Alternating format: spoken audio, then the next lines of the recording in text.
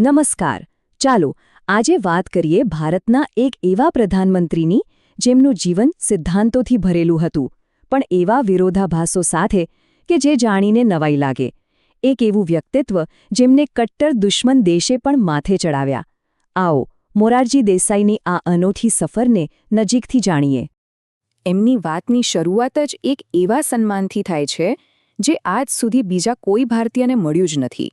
અને આ એક જ ઉપલબ્ધિ છે ને એ એમના આખા વ્યક્તિત્વની જટિલતાને આપણી સામે ખોલીને મૂકી દે છે.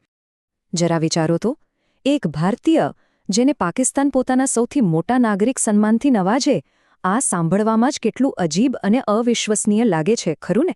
પણ આ હકીકત છે, અને આ જ હકીકત આપણને મોરારજી દેસાઈને ઊંડાણપૂર્વક સમજવા માટે મજબૂર કરે છે. અને એ વ્યક્તિ હતા મોરારજી દેસાઈ.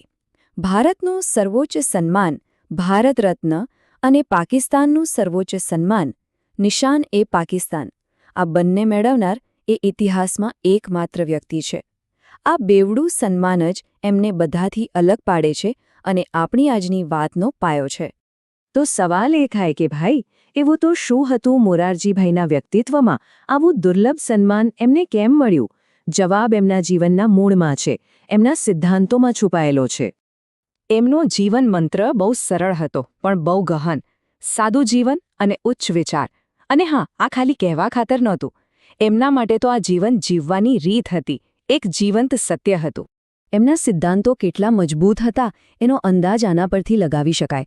એમણે ગાંધીજીના 11 વ્રતોને જીવનમાં ઉતાર્યા હતા. એટલું જ નહીં, યુવાનીમાં જ બ્રહ્મચર્ય પાળવાનો નિર્ણય લીધો હતો. આખી ભગવદ્ ગીતા એમને કંઠસ્થ હતી. અને ઈશ્વરમાં તો એવી અતૂટ શ્રદ્ધા કે એમના દરેક કામમાં એ દેખાઈ આવતી. હવે આટલા મજબૂત નૈતિક પાયા લઈને એ રાજકારણના પડકારજનક મેદાનમાં ઉતર્યા. એમની સફર કંઈ નાની સૂની નહોતી. મુંબઈના મંત્રાલયથી શરૂ કરીને સીધા દિલ્હીના સિંહાસન સુધી પહોંચ્યા. એમની રાજકીય કારકિર્દી પર એક નજર નાખીએ. શરૂઆત કરી રાજ્ય સ્તરે. મહારાષ્ટ્રના મહેસૂલ મંત્રી, ગૃહમંત્રી અને પછી મુખ્યમંત્રી પણ બન્યા. ત્યાંથી એમની સફર રાષ્ટ્રીય સ્તરે પહોંચી.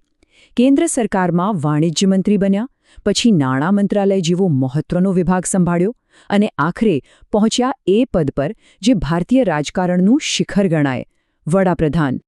પણ એમની કારકિર્દીનો સૌથી મોટો અને ઐતિહાસિક મોડ ત્યારે આવ્યો જ્યારે દેશે કટોકટીનો કપરો સમય જોયો. એમણે એનો સખત વિરોધ કર્યો, જેલમાં પણ ગયા અને એક રીતે કહીએ તો લોકશાહીના રક્ષક બનીને સામે આવ્યા.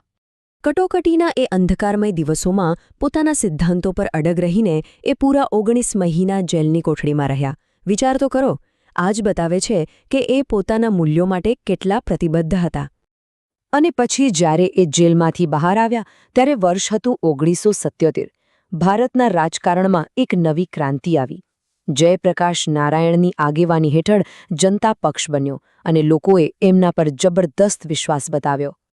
અને એ જ જનતાના વિશ્વાસનું પરિણામ આવ્યું 24 માર્ચ 1977ના રોજ. એ દિવસ જ્યારે મોરારજી દેસાઈએ ભારતના પહેલા બિનકોંગ્રેસી વડાપ્રધાન તરીકે શપથ લીધા. આ કોઈ નાની સૂની ઘટના ન હતી. આ આઝાદ ભારતના ઇતિહાસમાં એક નવા યુગની શરૂઆત હતી. ભલે એમનો કાર્યકાળ લાંબો ના ચાલ્યો, માત્ર 28 મહિનાનો જ રહ્યો, પણ એ ટૂંકા ગાળામાં પણ એમના કામની અસર દેખાઈ. એમણે સામાન્ય માણસને સ્પર્શતા મુદ્દાઓ પર ધ્યાન આપ્યું, મોંઘવારી કાબૂમાં લીધી, પ્રેસ પરના જે બંધનો હતા એ હટાવ્યા અને ન્યાયતંત્રને ફરીથી સ્વાયત્ત બનાવ્યું. આ બધાને કારણે દુનિયામાં પણ ભારતની શાખ વધી. ચાલો હવે પાછા ફરીએ આપણા મૂળ સવાલ પર. કેવું તો શું હતું કે બે દેશ જે એકબીજાના કટ્ટર હરીફ ગણાય, એમણે એક જ વ્યક્તિને પોતાનું સર્વોચ્ચ સન્માન આપ્યું. આને સમજવા માટે આપણે એ જાણવું પડશે કે મોરારજીભાઈ માટે રાજકારણ એ કોઈ સત્તા મેળવવાનો ખેલ નહોતો. ના, એમના માટે તો એ એક આધ્યાત્મિક સાધના જેવું હતું. એ જે પણ રાજકીય નિર્ણય લેતા એના મૂળમાં એમની ઊંડી આધ્યાત્મિક માન્યતાઓ રહેતી. એમના સિદ્ધાંતો ખાલી રાજકારણ પૂરતા જ સીમિત નહોતા, એમના અંગત જીવનમાં પણ ઉતર્યા હતા. જેમ કે કુદરતી ઉપચારમાં એમને અતૂટ વિશ્વાસ હતો. એ શિવાંબુ જેવી પ્રાચીન પદ્ધતિનો ઉપયોગ કરતા હતા અને એ વાત જાહેરમાં સ્વીકારતા પણ જરાય ખચકાતા નહોતા. આ બતાવે છે કે પ્રકૃતિ સાથે એમનો કેવો ઊંડો નાતો હતો. અને બસ આ જ કારણ હતું. આ જ સિદ્ધાંત નિષ્ઠા અને શાંતિમાં એમનો અતૂટ વિશ્વાસ, આના લીધે જ એમને ખાલી ભારતે ભારત રત્નથી જ નહીં પણ પાકિસ્તાને પણ નિશાન-એ-પાકિસ્તાનથી નવાજ્યા. આ એક મોટો પુરાવો છે કે સાચા માનવીય મૂલ્યોને કોઈ સરહદો રોકી શકતી નથી. તો અંતે આખી વાત આપણને એક બહુ મોટા સવાલ પાસે લાવીને મૂકી દે છે. આજની દુનિયામાં, આજના રાજકારણમાં, જ્યાં સત્તા માટે અનેક સમાધાનો થતા રહે છે, ત્યાં મોરારજી દેસાઈ જેવા પોતાના સિદ્ધાંતો પર અડીખમ રહેનાર નેતાનો વારસો આપણને શું શીખવે છે? આ એક એવો સવાલ છે જેનો જવાબ કદાચ આપણે બધાએ વિચારવાનો છે.